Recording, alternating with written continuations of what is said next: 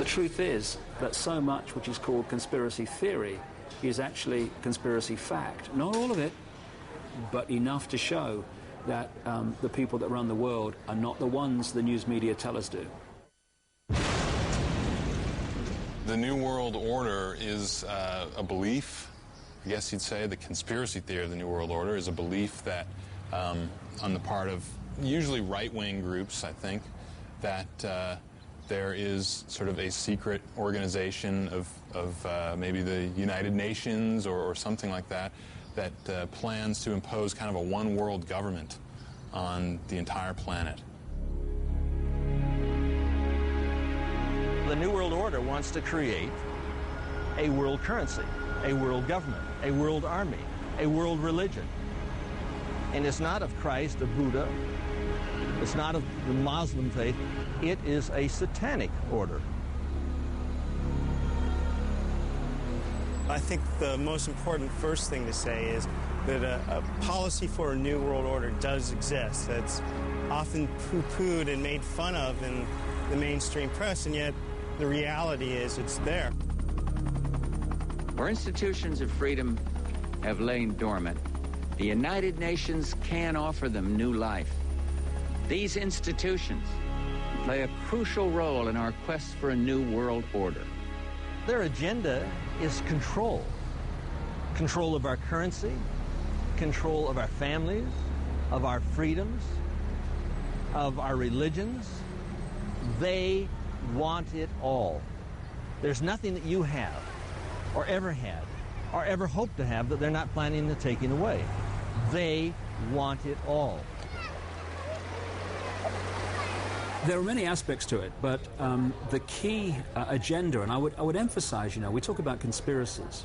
What I'm talking about is not actually a conspiracy, not at its heart. It is an agenda.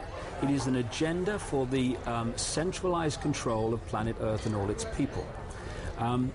Where the conspiracies come in is in manipulating that agenda into reality.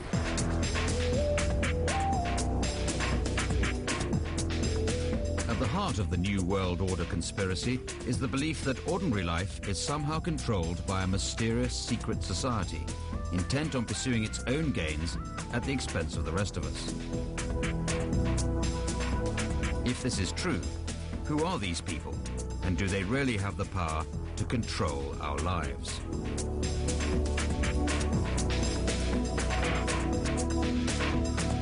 The New World Order theories are sort of what I call unified field theories, because they try to bring every event that could ever possibly happen under one giant conspiracy theory.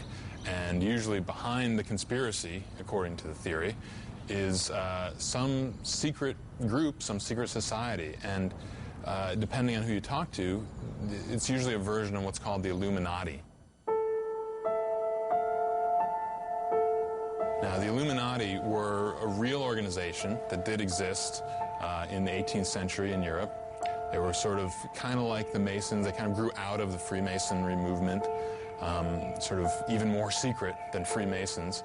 And a lot of people think that they probably did have something to do with the French Revolution and that sort of thing.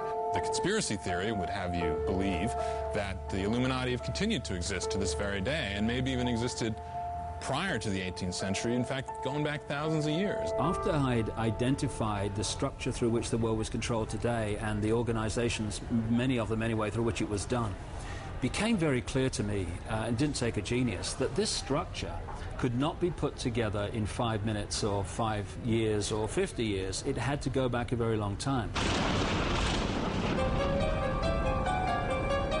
The New World Order, it seems, goes back to the very beginnings of civilization itself. When you get back into the ancient world, you find a stunning common theme. Gods with advanced knowledge that created ancient advanced civilizations which modern archaeology and history still cannot explain. These gods, which appeared to be of a reptilian genetic stream originally, interbred with humanity, creating hybrid bloodlines, which were a fusion of the gods and humanity.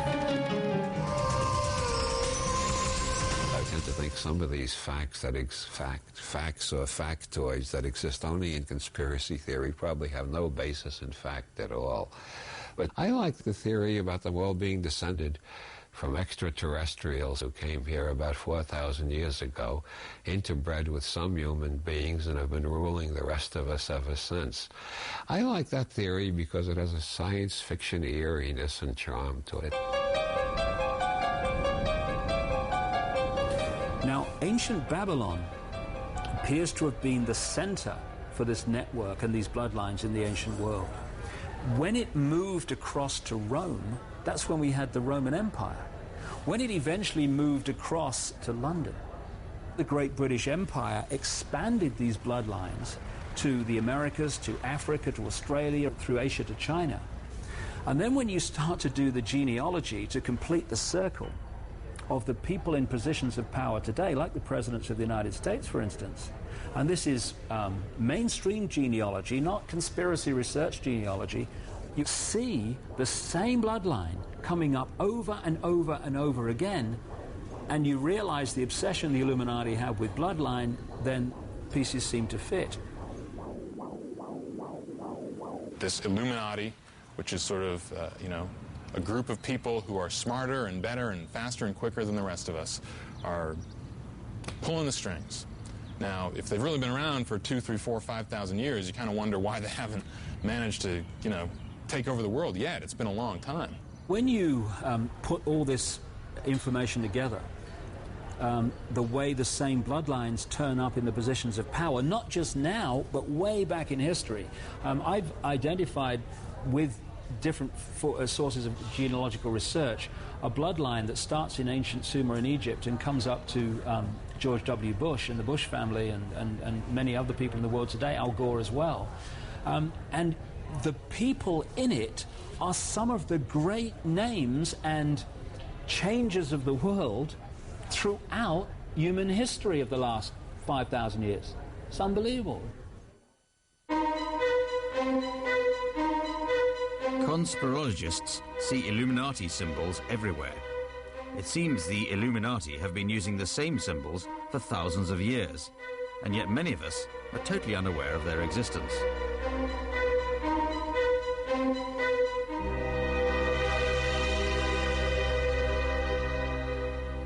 If you take a look at the backside of the dollar bill, it'll say Novus Ordo Seclorum, the new social order. And they have the pyramid. And that has nothing, not a damn thing to do with the United States of America. I was going to take a look at, a bill. And you can take a look on the backside of the bill and it'll say, here. You can hardly see it. But it's Novus Ordo Seclorum, the New World Order. It's what Hitler envisioned. It's on the backside of the United States dollar bill. The eye of the pyramid, which is also called the Eye of Horus, is the Eye of Lucifer. This is what we are facing. Well, as for the seal on the dollar bill, I've always found that one of the more absurd parts of conspiracy theory. If there was a conspiracy, why would they be advertising themselves out in public like that? A lot of conspiracy theorists seem to think conspirators go around doing two things: A, conspiring, and B, leaving clues behind so you can detect their conspiracies. That sounds rather ridiculous to me.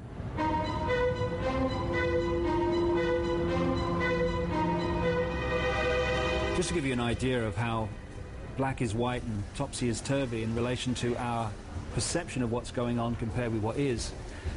In New York Harbor is a lady holding a lighted torch, a Statue of Liberty. Statue of Liberty, land of the free. That's what most Americans, 99.9% of them, believe that stands for.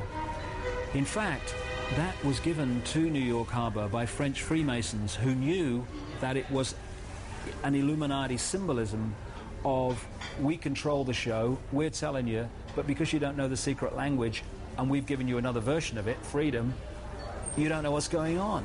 But a lot of that might have had to do with the fact that a lot of people in our government have belonged to the Masonic movement, including the founders of this country. George Washington was a Mason. There's a famous picture of him wearing his Masonic apron, and a lot of the signers of the Declaration of Independence were Masons. And I think 16 presidents, I'm not sure the exact number, but I think 16 different presidents have been Freemasons. So, I guess when there's that many Freemasons in the government, it's not surprising that you see these Masonic symbols every now and then. Now, does that mean that there's some Masonic conspiracy to take over the U.S. or the world?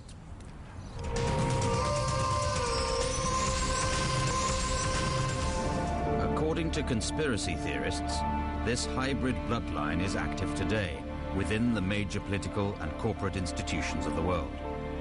Through shadowy organizations such as the Council on Foreign Relations, the Bilderberg Group, and Trilateral Commission, the Illuminati seek to preserve their bloodline and control the world. This is one of the best documented things in conspiracy literature. The number of presidents who have belonged to the Council on Foreign Relations is absolutely staggering. Working backwards, I can't remember all. Bill Clinton is a member. The president before him, George Bush, was a member. The president before him, Ronald Reagan, was a member. The president before him, Jimmy Carter, was a member. And so on back. I don't know how many presidents they missed, but they got most of them.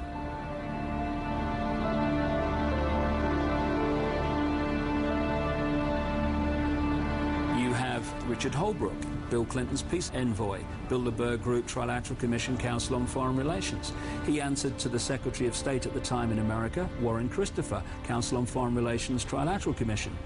And the Defense Secretary in America he answered to, William Perry at the time, Bilderberg Group. They answered to the President Bill Clinton, Bilderberg Group, Trilateral Commission, Council on Foreign Relations. There certainly is a unity of thinking among this class of people. And I think groups like the Trilateralists and the Bilderbergers serve to, sort of iron out the differences between, of opinion that might exist among a lot of their members, and form sort of a unified outlook and policy, which then often gets translated into government policy when these same people go into government service as the Secretary of State or the President of the United States. So how do you get to join Bilderberg, the most prestigious of the secret societies? We tried to pick people who were going to have influence. That was the whole point of the thing, was to allow people who were likely to influence policy to learn more about the world in which they were living, and to meet people whom they wouldn't have any opportunity to meet in the ordinary course of events. The agenda is to create the centralization of global power in all areas of our lives for a very simple reason. When you get to the core of this network of manipulation at a very few people. Ever since the Bilderberg Group first met in 1954, the exact purpose of the talks has never been fully explained. The delegates meet in secret for 3 days of discussions, but nothing they talk about is ever revealed afterwards. The secrecy, or privacy it's better to call it, was well observed, although of course inevitably, because the meetings were private, they gave rise to conspiracy theories on both sides of the Atlantic. The American conspiracy theorists said it was a plot to undermine the United States. The European ones said it was an attempt to destroy left-wing governments all over Europe so that America could run Europe. But of course it was neither. Nonetheless, the annual secret gatherings of Bilderberg continue to attract suspicion. In 1998, the chosen venue was Scotland. On discovering this, one Braveheart journalist tried to get in. I had a tip-off from a contact that the Bilderberg Group were going to hold their annual summit here at Turnberry. I only had a passing notion of who they were. I knew there was some sort of powerful group of men and women who met every year. Everywhere you looked within the grounds, there were either uniformed officers or other officers in combat-type uniforms guarding the entire grounds. The place was literally sealed off. I personally was left with a very strong impression that I didn't feel this was an entirely healthy thing. To come here, to talk, make decisions, and then go away, one wonders, what were they talking about? Why are they talking about it? And, how much do the decisions that they make here impact around the world?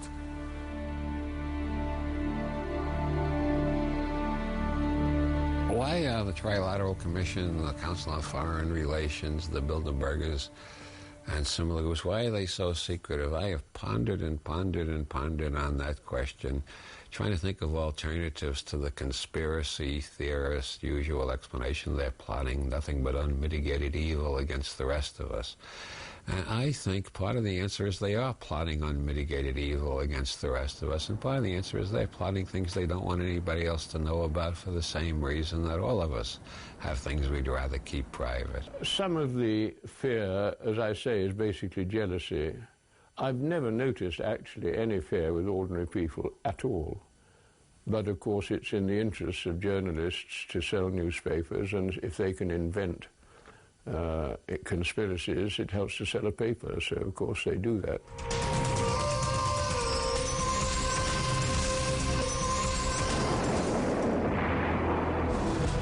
Conspiracy theories would seem to be about secret societies covertly running the world. But in addition to this, conspirologists also develop theories about overt organizations like the United Nations and NATO.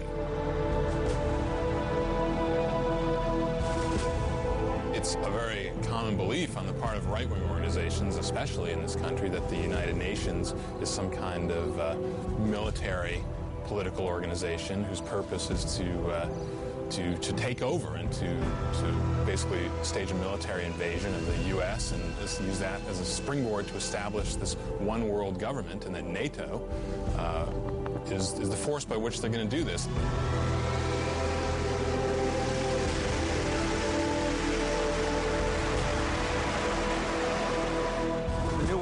Is housed right here at the United Nations. It is global government. Ein Volk, ein Reich, ein Führer. One world, one race, one ruler. It's what Rudolf Hess talked about when he introduced Adolf Hitler. This is Hitler's dream come true. This is a nightmare. This is the tombstone upon all sovereignty for all nations for all time. The United Nations must fall for freedom to live. Where institutions of freedom have lain dormant, the United Nations can offer them new life.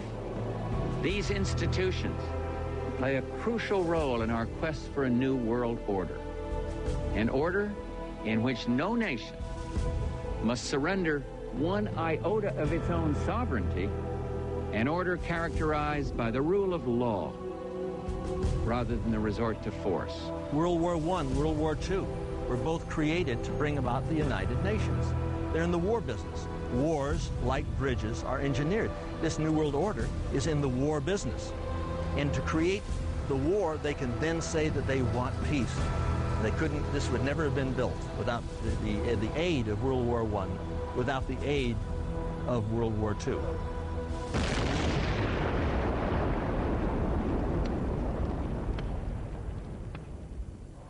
There's creating events in the world like wars and terrorist situations, runs on currencies, stock market collapses, which create situations of problems which the public then demand that they provide answers and solutions to the problems, and then those who've covertly created the problems and got that public reaction do something, then offer the solutions to the problem. You know, it's so easy to fit these events into this conspiracy theory template, this prefabricated conspiracy theory, that maybe there's another way of looking at it, you know, that's a little more different, a little more original, and maybe more enlightening. All the focus up until recently has been on the United Nations, and quietly groups like the World Trade Organization were basically taking over control of international business agreements. Organizations like the International Monetary Fund and the World Bank have basically been taking control of financing in the world and making dictates of how countries are to develop. I believe it was one of the Rothschilds said something to the effect once, give me control of a nation's currency and I don't care who makes the laws. Because once when you control the money supply, once you control the currency, you do have the ability to decide how the government behaves, because they do have to react to monetary pressures. I mean, money talks. So is this the ultimate Illuminati agenda? Are they controlling the global economy to control the world? Hundreds of anti-capitalist protesters are in Washington to try to disrupt meetings of the World Bank and the International Monetary Fund. At every street corner around the IMF and the World Bank, the demonstrators have set up human chains to stop the meetings taking place. The demonstrations against the IMF and all this were a reaction to this centralization of power and sort of a rebellion against the idea that economic policy, global economic policy, can be shaped by a small group of people who have vested interests in shaping it. And in a way, that's sort of the definition of a conspiracy. Even when discussing things like the United Nations and NATO and even the WTO, the IMF, the World Bank, I don't think it's productive to focus on these shells as though they are the problem. Because like it or not, this phenomenon is going to exist, whether it's under these names or if they create new organizations. I think the real bigger issue is that who are these organizations working for and what interests are they serving?